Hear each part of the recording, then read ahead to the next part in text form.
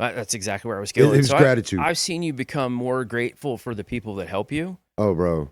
and more grateful to help other people. Absolutely. That's where I think a lot of people get hung up is they don't see you can be extremely grateful serving other people and it benefits you in ways that may not be monetary at times, which is what we all need. We all need a paycheck, right? Well, no, but it's that unconditional love model, Correct. And right? you're it's not just for you, it's not just a superficial support No. mode. It is a deep dive. I've seen you with Right. clients that are struggling. Well, that's why I don't put people in boxes, right? Right. Because if I put somebody in a box, I'm putting conditions and I'm labels and I'm starting to rationalize and justify how I'm gonna treat people, right? So I treat everybody like an individual. I don't go with the norms, so to speak. Like I learn about people. I learn to care about that person's story. Everybody has a story, right? Like I have a story, and I'm finding out more and more people care about that So story. so along that lines, when you're navigating dealing with other people in recovery, Mhm.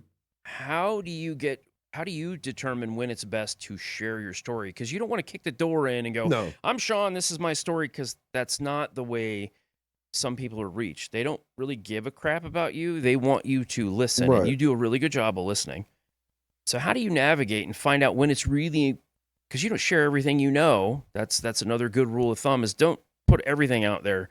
Well, it's about creating that safe space, right? So, usually when I'm talking to somebody, like I basically I'll give them a little bit of dose of me and my history, you Sure.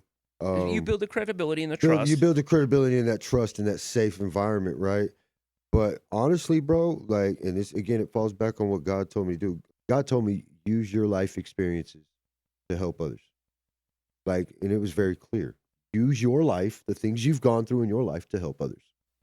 So when I'm talking to somebody and they're telling me they're at this hang up spot, or it's too emotional, or they don't want to go there, right? That's usually hey, you know what I'm saying? Like, you ain't alone, bro. Like, I've done this too. Yeah. You get a You know what I'm breakdown. saying? Like, You can use your experience to break down a barrier, right. It's taking down that but it's wall. not a bulldozer, not bulldozing the Sean. Right. It's I'm not trying to run over you're somebody. bringing that jackhammer with you. Yeah. It's ready to Well, knock down a little wall if it pops and up. that's where humility steps in, right? Because arrogance steps in, then it's just about me. I'm gonna tell you about me because I want you to glorify me, right? The humility part steps in. I'm gonna tell you about me because I want it to, and genuinely, you know, and without you having to go tell your dad, well, this dude, all you want to do is talk about himself the whole time, and you know the things he wins at, you know, and that's where again that stigma sets in because a lot of times we are talking about ourselves. You know what I'm saying? And as addicts, we don't know how to handle sometimes when we get a win. Sure. Well, and that goes Yeah. back to society and how they treat you. So When we get a win, we tend to magnify that just a little bit. so in this, it's kind of like navigating. You ever play Mario Kart? Oh yeah. Right? And I've been looking for Mario Kart for like the last 6 months. I'm you're not even gonna dodging the lie. bananas, you Yeah. know, that somebody's throwing at you, but you're dodging and you're moving around. You have to navigate these. So how do you prep somebody new in recovery for those the labels of society, the not wanting to share that emotional side? How do you prep them for that? Man, I always tell people, man, when you come into recovery, you're gonna be at your weakest point. Absolute weakest point. You're gonna be vulnerable to attack from everything and everyone.